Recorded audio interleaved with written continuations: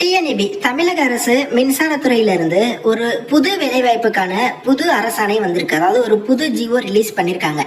இதுல கள உதவியாளர் அதாவது ஃபீல்ட் அசிஸ்டன்ட் அப்படிங்கிற பதவியும் அசிஸ்டன்ட் இன்ஜினியர் அப்படிங்கிற பதவிக்குமான ஃபீல் பண்றதுக்கான அறிவிப்பு எல்லாத்தையுமே டீட்டெயிலா கொடுத்துருக்காங்க. இது என்ன வந்திருக்கு, என்ன அப்டேட் எல்லாத்தையுமே நான் டீட்டெயிலா நான் இந்த வீடியோல உங்களுக்கு சொல்றேன்.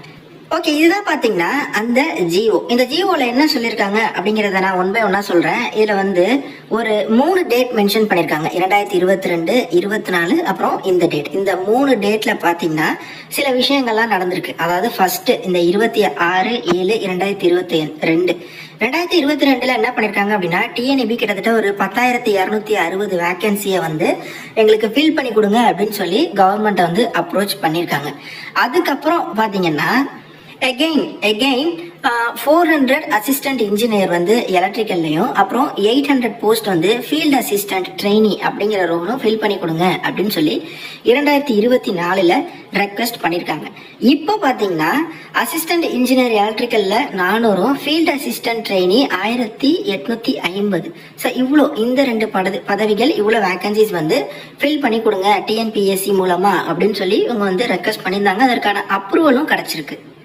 So, இதில் என்ன சொல்லியிருக்காங்க, the government after careful examination have decided to accord permission to the chairman and managing director Tamil Nadu Power Distribution Corporation Limited for recruitment of 400 engineers in two phases. அதாவது 200 அசிஸ்டன்ட் இன்ஜினியர் ஃபர்ஸ்ட் ஃபேஸ்லயும் அடுத்து ஒரு 200 assistant engineer எடுக்கிறாங்களா.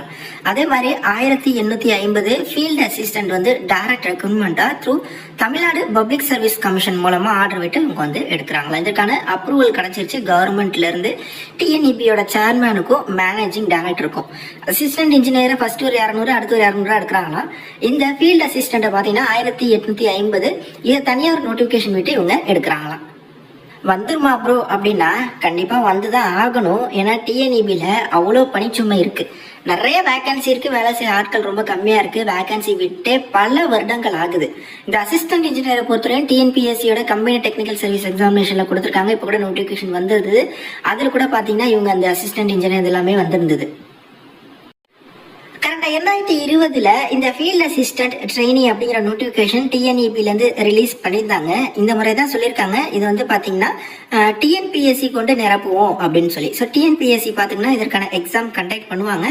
But in case இதற்கான இந்த physical exam இது மாதிரிலாம் இருக்கும்ல, அதெல்லாம் பாத்தீங்கன்னா டிஎன்இபி தான் கண்டக்ட் பண்ணுவாங்க. எக்ஸாம் கண்டக்ட் பண்றதுதான் டிஎன்பிஎஸ்சி. அடுத்த ஃபர்தர் ரவுண்ட் எல்லாத்தையுமே டிஎன்இபி தான் பார்த்துப்பாங்க.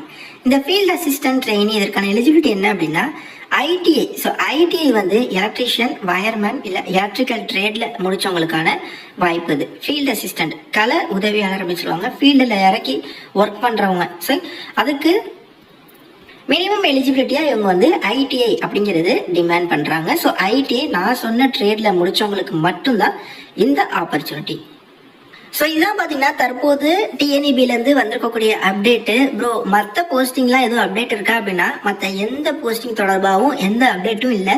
வருமா அப்படின்னா அதுவும் தெரியல. தற்போது இந்த ஃபீல்ட் அசிஸ்டன்ட் அடுத்ததான் டிஎன்பிஎஸ்சி வச்சு நிரப்ப போறாங்க. அதற்கான அப்ரூவல் கிடைச்சிருக்கு. ஸோ எப்போ வேணா டிஎன்பிஎஸ்சில இருந்து அதற்கான நோட்டிபிகேஷன் ரிலீஸ் ஆகலாம். ஓகே, நான் அந்த டைம்லயும் டீட்டெயிலாக நான் எல்லா எக்ஸ்பிளனேஷன் சொல்றேன். ஸோ இந்த அசிஸ்டன்ட் இன்ஜினியர் ஆல்ரெடி அவங்க கம்பெனி டெக்னிக்கல் சர்வீஸ் சிடிஎஸ்சில அவங்க கொடுத்து ஃபில் பண்ணிட்டு இருக்காங்க. ஸோ ஐடிஐ முடிச்ச நண்பர்களுக்கான ஒரு சூப்பரான ஆப்பர்ச்சுனிட்டி அப்படின்னே சொல்லலாம். நான் 2020ல வந்த நோட்டிபிகேஷன் லிங்க் வேணா டிஸ்கிரிப்ஷன்ல கொடுக்குறேன். அந்த நோட்டிபிகேஷனையுமே ஐடிஐ முடிச்ச நண்பர்கள் நீங்க செக் பண்ணுங்க. சிலபஸ் எந்த மாதிரி இருந்தது என்னென்ன அப்படிங்கிறத பாருங்க. இப்போ டிஎன்பிஎஸ்சியோட இருக்கிறதுனால பொது தமிழும் கண்டிப்பா அதுல ஆடப் ஆகும்.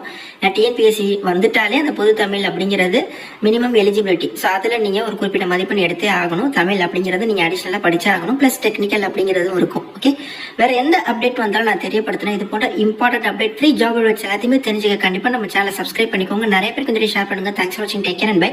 டாடா.